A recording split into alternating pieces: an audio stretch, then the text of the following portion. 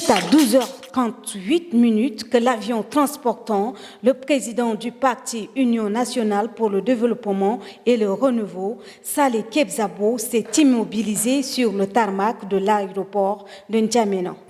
Au pied de l'appareil, c'est le ministre des Affaires étrangères qui lui tend la main. Dehors, ses militants scandent ses photos et chantent sa victoire à la présidence du Comité Afrique de l'Internationale socialiste. L'Internationale socialiste est en ce moment à une croisée de chemin. Elle traverse une crise qui ne dit pas son nom, pour laquelle j'ai lancé un appel à Niamey de faire en sorte qu'au cours de ce mandat, de concert avec la nouvelle secrétaire générale qui succède à un secrétaire général qui y a été pendant 30 ans. La secrétaire générale, elle est africaine, elle est ghanéenne, elle est femme, elle est jeune.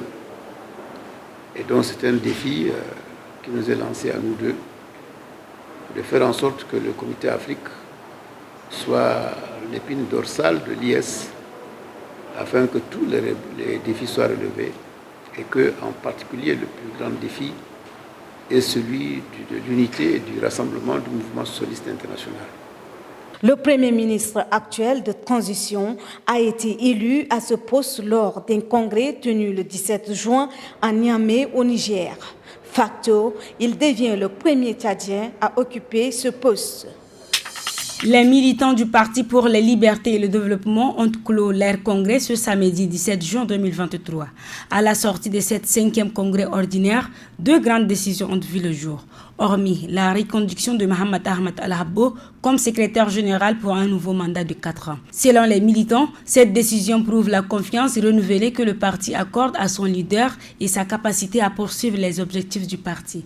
Autre grande décision est la réhabilitation du militant Hicham Ibn Oumar, fils du premier secrétaire du parti. Pour rappel, il a été suspendu pour avoir mené avec ses partisans des actions pour exiger la tenue du 5e congrès qui devrait avoir lieu normalement l'année dernière. Toutes les dispositions sont prises pour éviter les fuites. Pourquoi? Parce que tout à l'heure, je vous disais que cette année, il y a eu une innovation.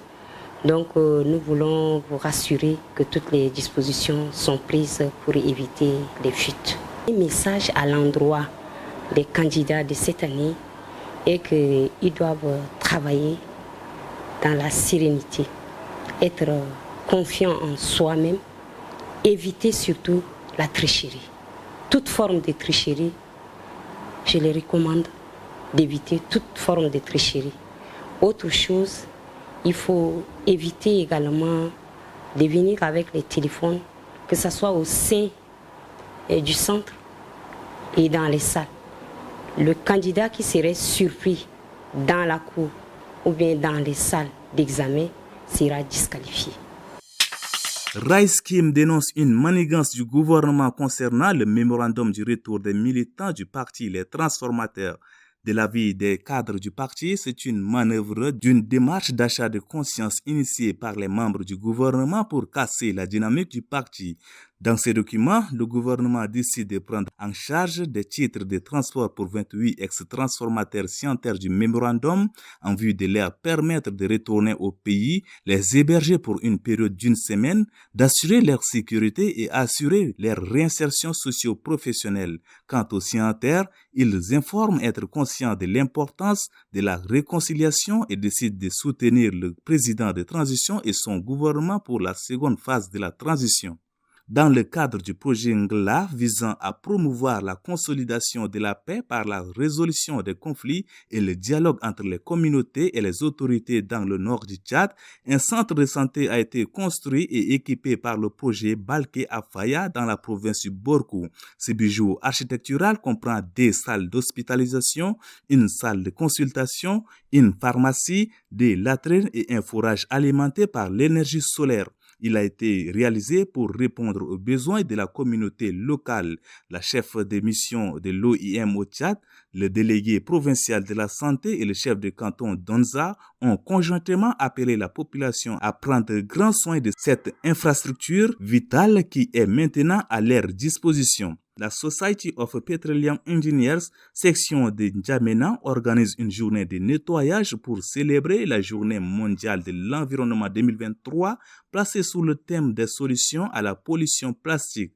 Cette opération s'est déroulée au sein du ministère des Hydrocarbures et de l'Énergie, ayant pour objectif primordial de sensibiliser sur l'intérêt de la prévention de l'environnement. Zakaria Mahmoud, responsable logistique de la Society of Petroleum Engineers, souligne l'importance de valoriser le secteur énergétique et pétrolier en tant qu'acteur de l'environnement.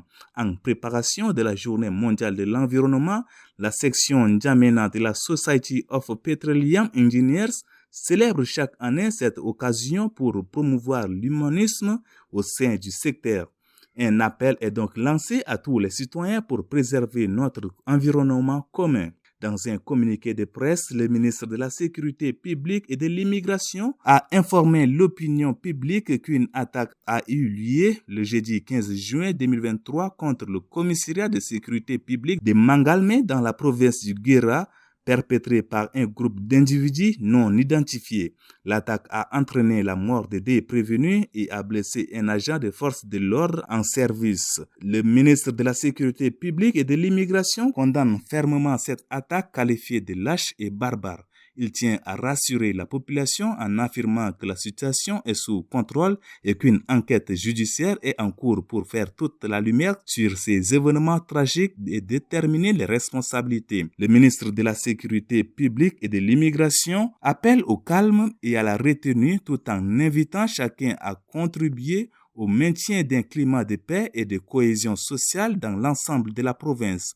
Le communiqué souligne que toutes les mesures nécessaires ont déjà été prises pour assurer la sécurité.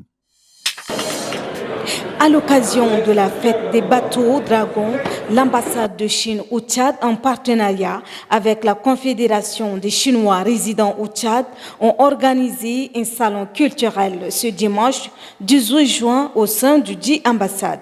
Des spectacles de danse, dégustation du thé, visite stand. Ce fut un après-midi de brassage entre Chinois et Tchadiens.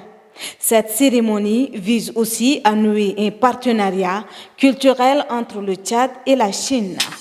Après 2 défaites en finale, Renaissance Football Club peut enfin souffler. Au bout d'un match perturbé par une grosse pluie, le club de la capitale a su tirer son épingle du jeu dans un derby électrique. Un seul but inscrit à la dernière minute a permis aux Verts et Rouges de rompre la malédiction d'une saison blanche et de battre leur éternel rival, Eleg Sport. Nous sommes très heureux que les gars se sont défoncés pour aller chercher la coupe contre un adversaire vraiment un adversaire de taille qui nous a toujours compliqué.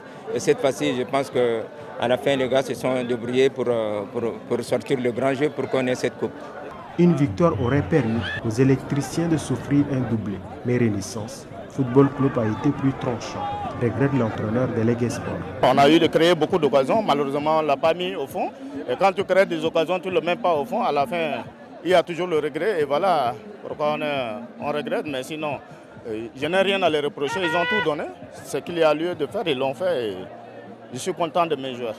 Avec ces titres arrachés, les Verts et Rouges sauvent leur saison compliquée et valident leur ticket pour la phase finale de la Coupe du Tchad, prévue en juillet.